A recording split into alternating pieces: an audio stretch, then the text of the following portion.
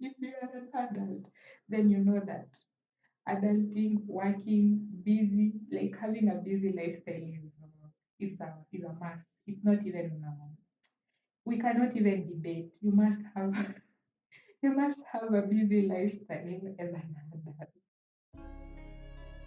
Gratitude Thursdays. Maria on the mic. Yo, yo. Gratitude galore. That is how we roll. Yo, yo, yo. Grateful for all, even when it's small. Yo, yo, yo. Blessings some more. Gratitude in store. Yo. Gratitude galore. Welcome aboard. Yo. Welcome aboard. Hello, hello. What's up, gratitude buddies? It's a girl Maria back with another episode. And if this is your first time here, welcome to our little family. And this is the Gratitude Gallo podcast where we encourage one another slowly and progressively to apply gratitude to deal with daily challenges. If you missed last week's episode, we were talking about why we should keep a gratitude journal. And this week, we are doing kinda a follow up by understanding the challenges of keeping a gratitude journal and how we can overcome them. And without wasting any more time, let's get right into the first challenge, which is consistency. Keeping a gratitude journal requires us to be consistent, to fill in daily, weekly, monthly, which may be hard, especially if you have a busy lifestyle, if you are caught up with other things to do, and we really don't have the time to write in our gratitude journal. And being consistent is one of the things I struggled with because if I remember when I began feeling like I've only done the practice once consistently, and it was a 28-day activity, and I finished it in 6 months. So yeah, this is one thing I really struggle with. And if you're like me, if you struggle being consistent with your gratitude journal, there are various tips that you can apply to ensure that we deal with the consistency issue and we can continue writing it. We can maintain that consistency. And the first tip that you can do is setting alarms. You can set reminders to just remind that, oh, you need to feel gratitude activity. And this is especially if we are busy, if we tend to forget, we don't ignore, we tend to forget.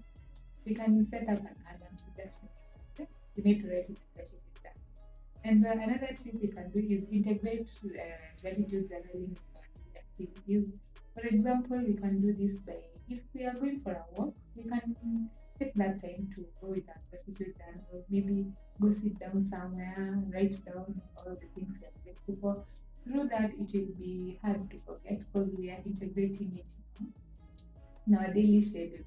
And the third tip we can apply is make adopt a gratitude routine.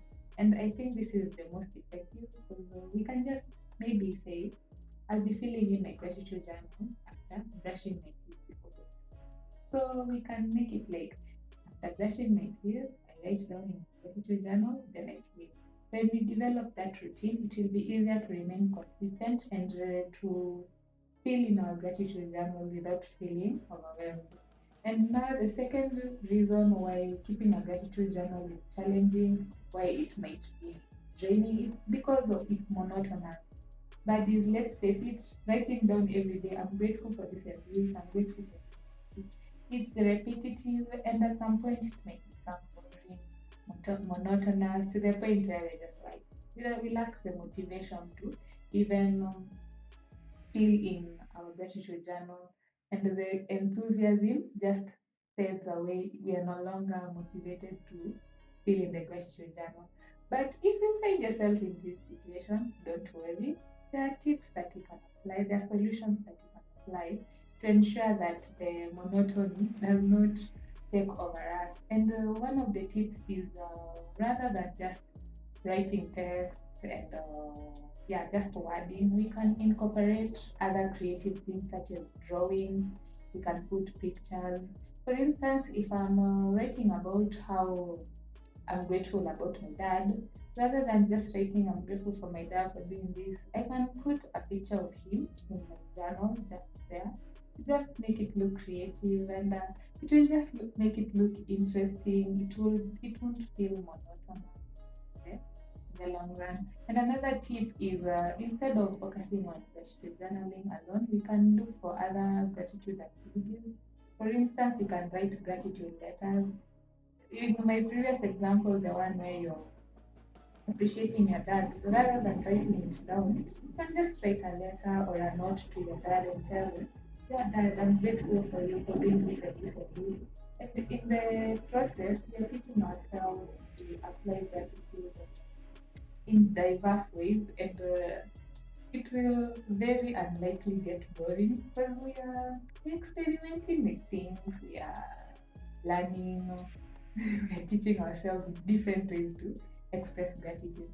And another tip we can apply in our gratitude journal to deal with the monotony challenge is using some quotes, some inspirational quotes that relate to what we are writing down about. And it just makes it look attractive, beautiful, creative, and we'll be more motivated to write in our gratitude journal.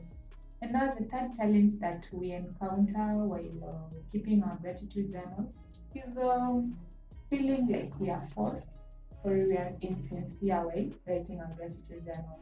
But this, I think this is one of the challenges many people stop writing a gratitude journal because at some point we will feel like, is this gratitude really sincere? Because maybe we're not feeling really like being grateful, but because we really want to feel in our journal, we just write it down. We're not really feeling grateful, and the gratitude is not sincere. And whenever we encounter such an issue, I want us to understand that it is normal that at some point we'll just feel like, what am I really doing? Is this is this really what I feel? Do I really feel like being grateful? And yeah, when we understand that it's normal, it will be easier to deal with it. And how can we deal with it? If we find ourselves we are being insecure, not insecure, insincere while filling in our journal, we can take a step back and think about why did we start this gratitude journaling activity. And when we think about it, it will help us get some clarity on why we started it, and we can pick up from there and just begin doing it genuinely. And another tip that you can apply to deal with the insincerity is just reminiscing about all the good things that applying gratitude has brought into our lives, and this will help us just feel the genuine gratitude, and then we can be able to document it in our gratitude journal. And now the fourth and final tip that we will discuss, and I think this is the most, let's say the most important one, the most contributing challenge to keeping a gratitude journal is busy lifestyle. But if you are if we are an adult, if you are an adult, then you know that adulting, working, busy, like having a busy lifestyle is a must. It's not even we cannot even debate. You must have a busy lifestyle as an adult. So when we are going through our daily work activities, it might be challenging to keep a gratitude journal to maintain it because I'm imagining if I'm working and I come home after work and maybe I started feeling a gratitude journal and I'm tired from the day's work, my boss was rude to me, and I just feel like, the first thing I will do when I get home is sleep. I won't lie to you. I won't lie to you and tell you that I'll go and take my gratitude journal and start writing down. I'm grateful that today I'm going to complete this and this. Nah. At least for me, I wouldn't do that. So it means that based based on uh, based on that, it shows that it's hard to keep a gratitude journal when we are busy, when we are occupied with life, because Yeah, that's what adulting is all about. So when we find ourselves that we are too busy to maintain our gratitude journal, there's some tips that we can apply to guarantee that we are dealing with the challenge. And the first tip is taking notes during our break time. If I work in an office, I can during break time I can just take some time and just write down one thing that I'm grateful for. And then during another break I can write another thing. Then during another break I can write another thing. Like in the long run I'll have like three things I'm grateful for, and if my journal requires three things, like to write three things daily, at least I'll have completed that is a week. So if we continue like that, it will be easier to maintain a gratitude. And another tip that you can apply is downloading a gratitude app. But this, let me be honest, I didn't know that there was a gratitude app that existed. And when I was researching about this topic, I came across some apps, various apps that actually help people integrate gratitude into their life. So if we are busy, if we don't have the time to really write in our gratitude journal before going to bed, we can keep an app or we can take notes during break time, which will help us integrate that gratitude into our lives.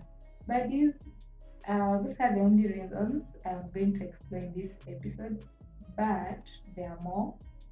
In my blog, I've explored other 7 reasons, and if you want to know more about them, you can check them out. I've attached the link to the blog post in the comment section. You can check it out. And I hope you enjoyed this episode. And join me in next week's episode as we learn the tips to keeping a gratitude journal and yeah, what we how we will start to keep our as the gratitude galore family. So I'm so glad you could tune in until the end. And until next week, gratitude buddies, I wish you a lovely week filled with love and gratitude. Bye bye.